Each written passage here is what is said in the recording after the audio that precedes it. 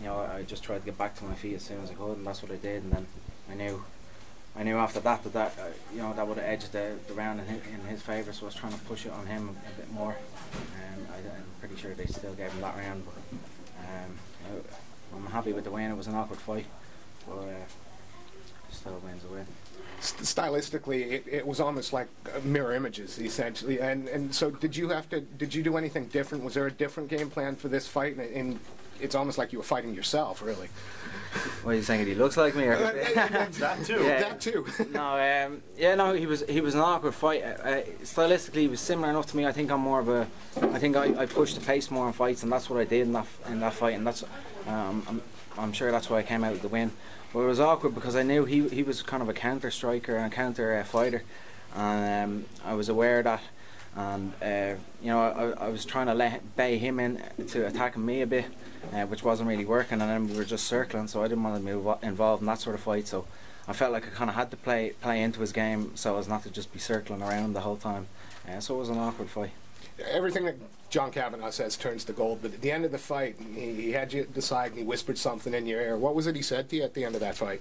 He just said, "Look, that guy was awkward, and you did, you know, you did as good as you could to without making that fight stale." So it was just like, congratulations. It was a split decision. When you stood there awaiting the judge's decision, were you nervous, or were you convinced that you'd won? No, I was fairly confident I won. At this point, it was a split. I think the third round was close because I was trying not. I knew he wanted me to, you know, to attack him and him fight off that. So I was trying to reserve my attacks a little bit. I think that's why that round was a little bit closer. But you know, I still think I came out on top anyway in the third. I controlled my aggression coming forward a bit more. What would you say was the deciding factor that gave you the win in the end? I think me just pushing the fight. You know, he was countering, and that was his game. But I was the one pushing forward, pushing the fight all the time. Did you feel more comfortable in there, obviously coming down to switching to welterweight? Obviously you were middleweight in your last fight. Did you feel more confident in there? Yeah, everything about it. You know, I felt more comfortable about everything. I couldn't have made my debut in more of a, you know, couldn't have had more eyes on me. It was a real big moment to make your debut. So I feel like everything else after that is going to be easy. So going into this fight, I felt real comfortable, real confident, and I'm just looking forward to it, to be honest. And I did that when I got in there. I felt like I belonged. What was it like mentally? Because obviously Dublin was so loud.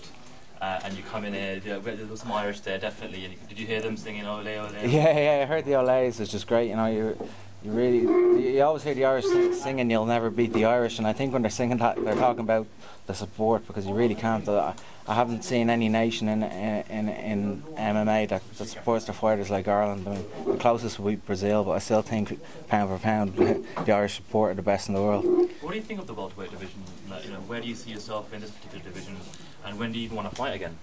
I want to get in there as soon as possible. I'm hoping to get in there before Christmas. To be honest with you, you know, I'm just happy to be back in welterweight. That's where you know, I feel most comfortable, and I think the division is wide open right now. I know Johnny Hendricks is at the top, but I think since GSP you know, bowed out of the game, I think that the top 10, I can see the belt there rotating around again a bit. So to be honest with you, might go in the you know, I look in steps. My next step is just to get into that top 15. I have my eye on the top 15 and getting in those rankings, and I just want to keep fighting as much as possible, get pushed up in there and start getting those sort of fights.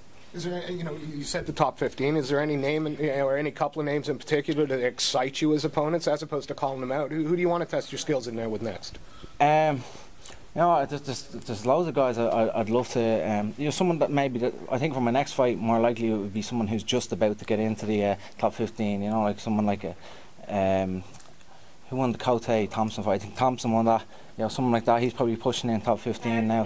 Calvin Gastelum's in the top 15. I think he's like 11 or 12. I think that's a really nice fight. I would love to take. I think Calvin's a great fighter. We're both young guys up and coming, and the future of the division, I believe. So I would love to test my skills against him. So they're the type of fights I would like.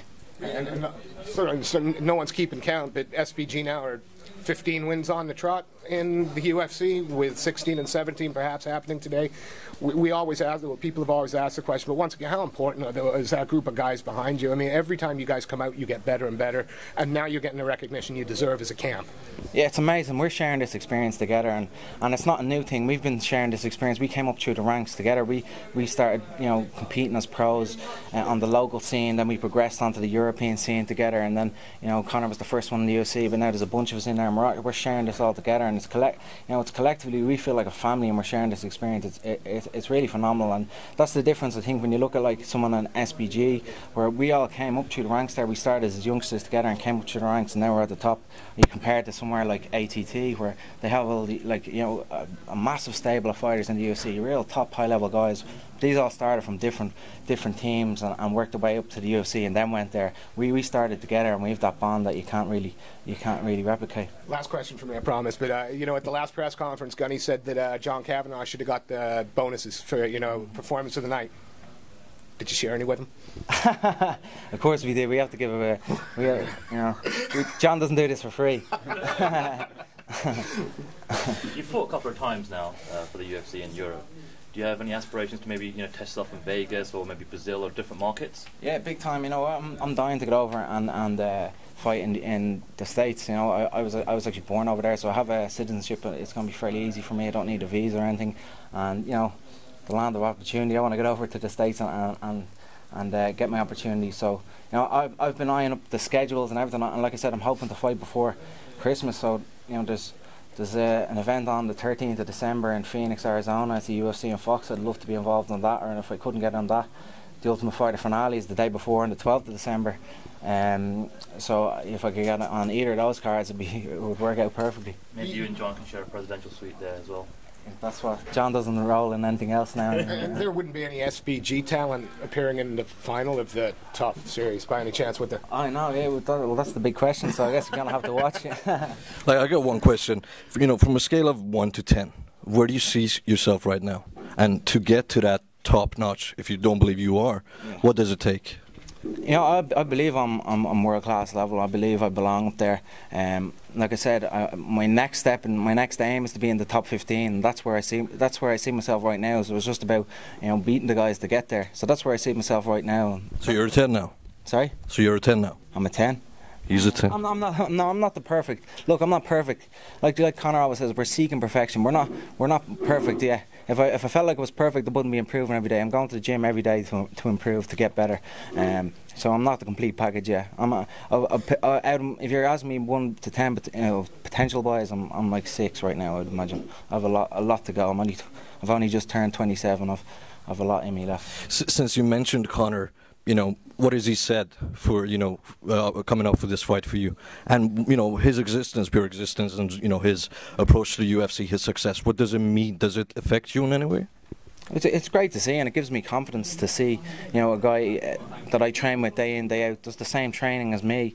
At the top of the sport, he's about, in my opinion, he's going to fight for the world title next, for a UFC title. That's where he's at, and I believe he's going to win it. So I'm training with a UFC champion in my eyes. And that gives me great confidence, because I'm doing the exact same thing as him.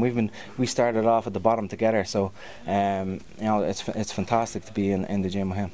So follow up with his style of work. He does predictions. Yeah. Give us a prediction when you will be entering the octagon for a title fight. For a title fight?